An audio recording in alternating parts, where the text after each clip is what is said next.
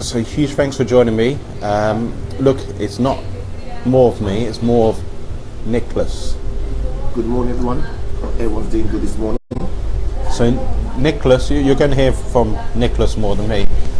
Nicholas is the co-host of the Wandsworth Property Network, and you've been co-host for quite a while now, Yeah, Nicholas. about 18 months. Do you remember? Enjoying it very much. Yeah, so guys, come along Tuesday. As you know, I rate that event very highly. It's an event that I've learned a lot from and gained a lot of new contacts, both investors and JV partners. So yeah, come down. Look, it's a bit awkward to have me out of picture. I like being in picture, but it's going to be focused more on Nicholas and what Nicholas is up to. And we're going to focus on 4 things which Nicholas is up to: JV partners, investors, funders, and sources. So let's look at sources, Nicholas. So how do you attract your sources? Well, basically, as you know, everything that we do at Freedom of Choice is on a personal basis. So we will meet sources at events, or someone will recommend a source to us, like they did last week. We met a very good source that way. We're just looking to work with a handful of sources in our niche area, which is from Battersea to Gatwick Airport. We're looking to develop the area more and do more deals. As you know, at the moment, the market is kind of slowed down, and so our sources, who we work with, are very active and getting us good projects. So Nicholas, so we're looking at sources, how you attract, and we were talking about track record beforehand. Correct, yes. Before we did this video. I'm just going to give you the microphone clip because you're speaking more than me this morning. Thank you very much. So you may hear less of my voice, more of Nicholas's voice. But that's a good thing. Yeah, okay. We won't go through any of the rates or anything on camera by any stretch, but when you work with investors, why do investors work with you rather than someone else? Is it all about your track record? Yeah, so I think that we attract investors because of our track record. We're a very safe pair of hands. We know what we're doing. We've done it for many years. We do it in our niche area. We don't go outside of our remit at any given time. And our record so far, touch wood, 100%. Yeah, and that will continue. Yeah. So we don't do any things that we don't know or unaware of. Just want to. So 2 of the speakers next week got a construction background. Yeah. So they've gone from 0 to 100 units to even build a planning stage. Yeah. Now yourself, you haven't come from construction background. Yeah. And some people, and you did a 17-unit development in Catering, Correct, Surrey, which yes. I really love. Fantastic, thank you. My question is this: you know, there's an investor who's thinking, look, we could invest in what you're doing or someone else. So how do you prove?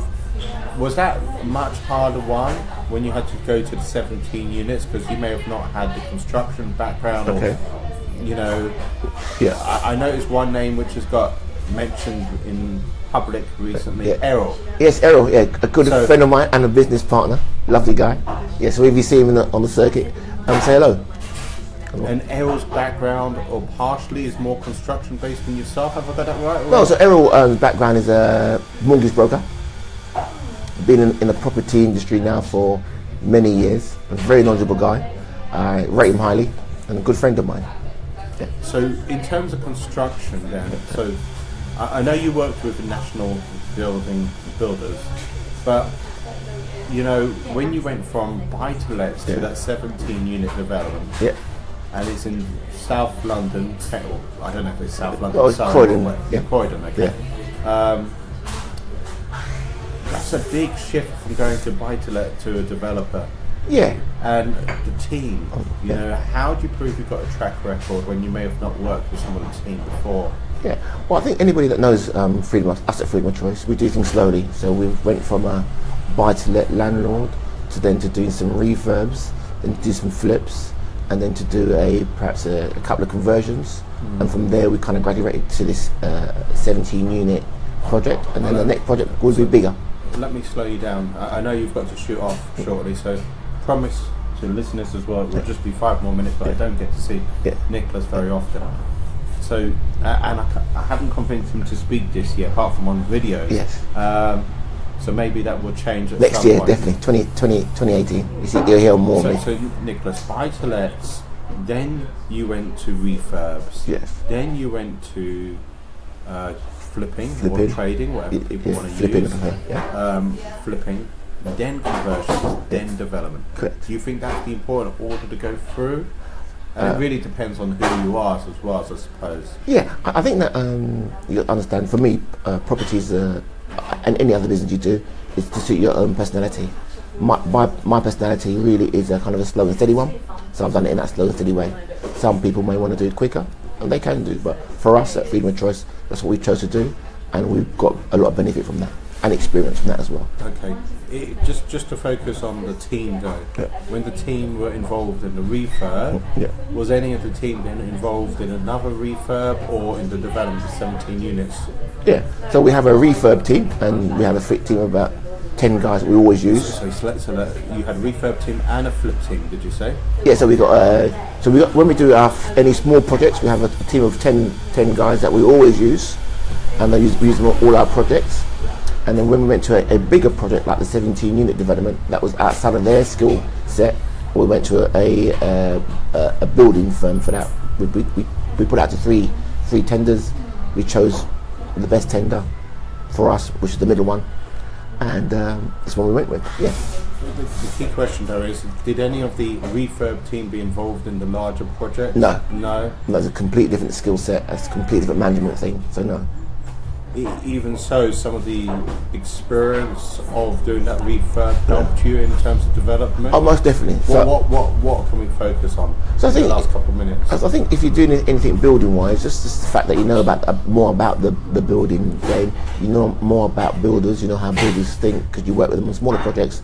It's the same thing. So for us, it was a learning curve, a very slow learning curve, and that helped us. So when we're going to do our next project, which could be 50 units, the fact we did 17 units before, that will help us. But that doesn't say that we are now. We did a small, not flip, a small buy and hold project in July. And that was quite a small one, a 3-bed.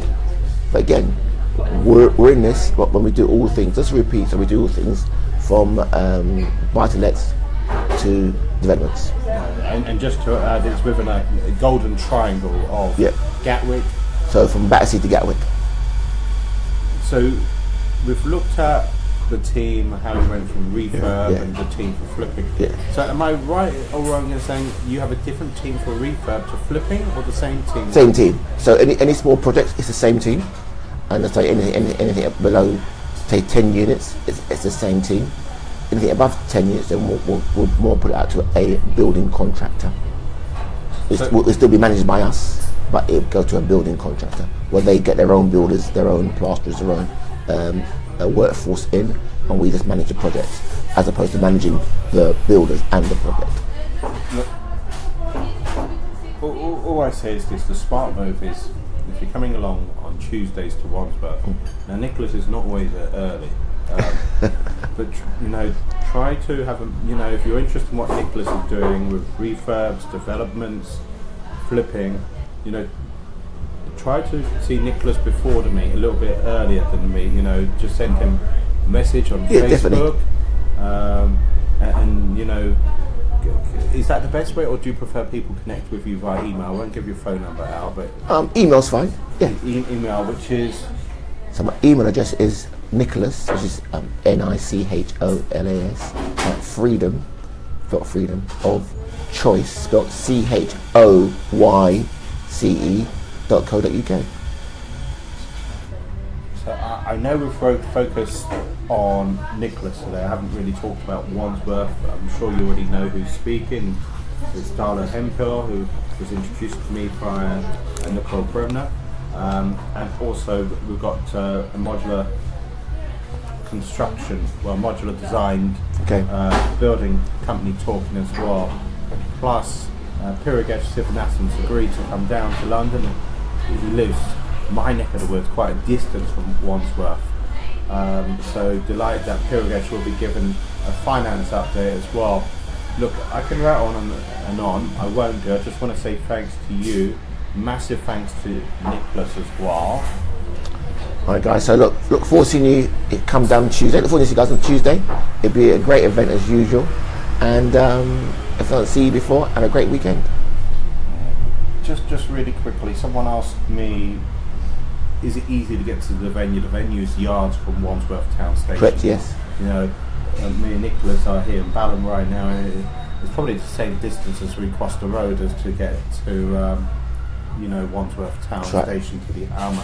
It's a lovely venue which I've been at in the last 5-6 years. So huge thanks for joining me. I look forward to seeing you, whether it's this coming Tuesday or I have 2 meets next week, so it's going to be a fairly busy week to say the least. I'm really delighted to say Sarah Nasrani, who's hosting the Young Persons Property Network, which I'm too old. Almost. I will be attending, but I won't be saying very much that evening. Thank you.